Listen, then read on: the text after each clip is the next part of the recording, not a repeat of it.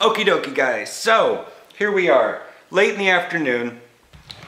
I've tried to record this 3 or 4 times. I was in the middle of going, I got myself distracted the first time. So that was bad, so I tried to re-record and then I got distracted again, going down a different rabbit hole.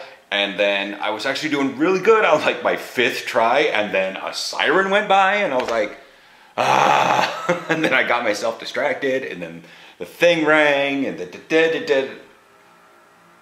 Hey, it is like 4:30. My phone has lost 25% battery. The reason why I say my phone, because I've got Hudl up on it right now, and I'm using the Chromecast to cast it to the television. So this is our scout film for our game for the team that we are playing next Sunday. Not this coming Sunday when when I go back to practice, but the 16th. So this is a little primer on how to help some of my teammates and probably other guys in the Netherlands, because football is family. Even though you're on another team, you guys need to learn how to be the best you can be also.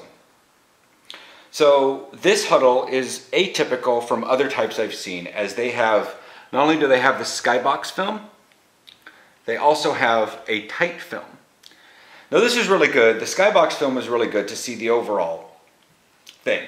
But you're like, this is my first year of football. What the hell do I watch film for?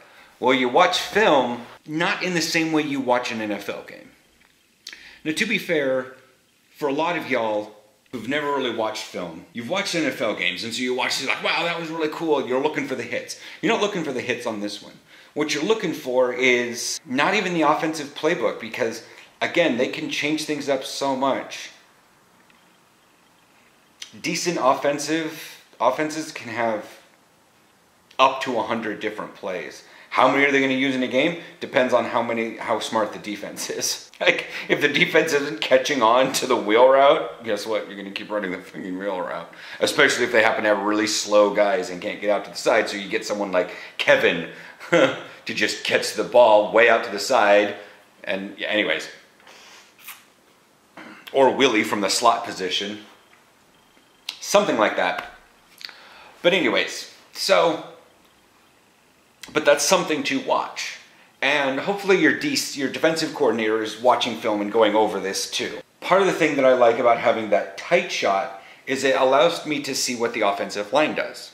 Because from this, it's really hard to tell, because the trenches are the trenches. What do? Well, you've got, you can kind of see, especially, that's why I put it on this screen. I could probably watch it on the computer, but no. I've got a hot pad on my back. It's not so hot now, but whatever. The things, and we'll go by a couple various positions here while watching film. So let's go with like the kind of the one that's out in front that everyone sees. Defensive back, corner, field safety. I get it. You pay more attention to how the grass grows, especially in these leagues, than much of anything else. But as a corner, one of the things to look for is how well does the receiver run their route. And I mean that not like what route did they run, but like, do they like slam their foot into the ground? Are they over the top when they make a cut? You're looking this because if you can watch this one receiver 15 times in a row, that's 15 less plays you got to watch in a game to make sure you see how he makes a cut. And to be fair, he's not always going to make a cut on every play. But if you can notice, out of those 15 plays, every time he ran a 5 and in, he always made this grand sweeping stomp and then ran in. You know to look for that one in the game. So when he's running forward and then he makes his sweeping thing, you know to pull up and figure out where he's going to go. If he's the outside receiver, he's probably running in. But I remember some receivers in the States doing that. They just plant really hard with their foot. It's good for them because they do make a decent plant, but it's really readable. Another thing is when they're making their cuts, do they make grand sweeping like cruiser turns? And I say cruiser turns like in the planes. I usually think of it in gaming Star Trek Online, but like they don't have a turn radius. They just turn really slowly. They round their corners. That's a possibility. But again, try not to diagnose what their actual playbook is, because even if you've noticed, you know, maybe he's just bad at running route. Maybe he's just bad at running the correct route. That's entirely possible. And so if you actually, do they run a lot of deep routes? Do they run a lot of shallow routes? Do they run a lot of cross routes? Like, that's what you're trying to figure out. You're just looking at like the distribution of types of routes, not whether or not they ran a 3 or a 5 or a deep in. You know, that gets to overthinking a little much. Okay, moving on to like outside linebacker, strong safety sort of thing. You want to figure out, like, obviously the outside receiver, similar to the things that I just said. Like, is the guy really bad at running routes? Do they run deep routes? Are they jumpy off the line? Do they not like to get handsy? For an outside linebacker, not so much. We usually do kind of a split the difference, so you're not really up on him. That's more of a corner or a strong safety thing. But if that receiver specifically, well, Willie was 13, so you're up, you're head up. Like, it's going to take you a flick of your wrist to get your hands on Willie. Well, I know that Willie is going to be one of those that knows how to get your hands off of him and around you really fast. Now, that's just something you look for. Does the receiver want to get touched? Maybe not. So maybe try to find their numbers. But like, watch all the receivers. Maybe all the receivers don't like to get touched. Maybe they're just a super prissy team, you know? And so you get your hands on them, they start getting in their head. Obviously, you can't really hear anything. Sometimes they upload Hudl with audio, but that's still not something you want to pay attention to. But as like outside linebacker, strong safety, what you would probably want to pay attention to is like jumpiness. Do they spill out? Does the quarterback spill out pretty fast? When he gets the ball, like what? Like there's multiple things that can go on, but you want to pay attention to that zone.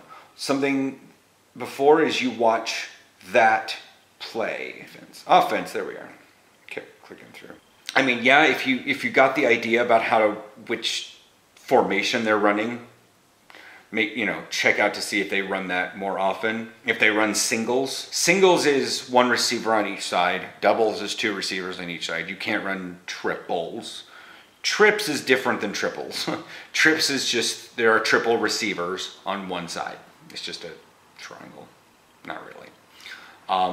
I've never seen anyone in the Netherlands do a diamond. That's a thing. That's the thing. So it's like, if you know that, then you realize that you can probably overload the box a little bit more. As the Mike linebacker, you're not going to have to, split too terribly much, and you guys are going to be able to stop the run better because they've got probably 1 or 2 running backs, 1 or 2 tight ends, if they've only, because that's the general rule. There's 1 quarterback, 5 linemen, 5 receivers. To an extent, the running back is a receiver, and so you have any. I mean, there's an implied third number to the formation. So like if you have a 1-0-4, but you don't really need to say how many receivers there are. You just need to realize like a 10 offense is a back, no tight end. 11, 1 back, 1 tight end. 12, 1 back, 2 tight ends. 21, 2 backs, 1 tight end. And so when you've got the formation, obviously you can see that. The fault of casting is sometimes my phone goes to sleep. And then watching this play midway through.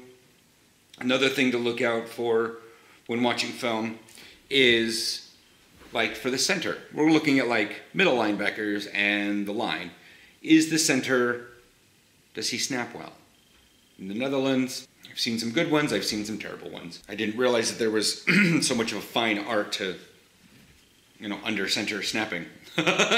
But sometimes it's really bad. But yeah, like also this kind of goes with like the receiver. Like, is there a lineman who's super jumpy? If there's a lot of fouls, there's a lot of flags on the play, and it's because a lineman got jumpy, an offensive lineman got jumpy, then Remember which one that is, because he's probably jumpy the next game. Yeah, because you can't really figure out why he's jumpy this game. Maybe he just hurts too much. But the thing is, when you have that edge on play, like this, it's really good, is you can actually see how high they high-hat. That's a weird way to say that. Because like sometimes the lineman will stand almost straight up, and that's just, you know, super staying low. Like good offensive linemen will stay pretty low, but they'll like rock back into their seat, and some guys just aren't very fit. I mean, they're linemen. To see from this angle is pretty good because then you can see how high they sit up when they do.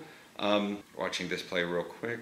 One of their linemen right here, like he went, like he's barely, like his legs are almost fully extended, like about I don't know, it's so bad. But if he was just a little, to be fair, the defensive lineman's also pretty high up too. But that's just what happens. So if you can stay pretty low on someone and push them up off their feet, then you pretty much got power over them.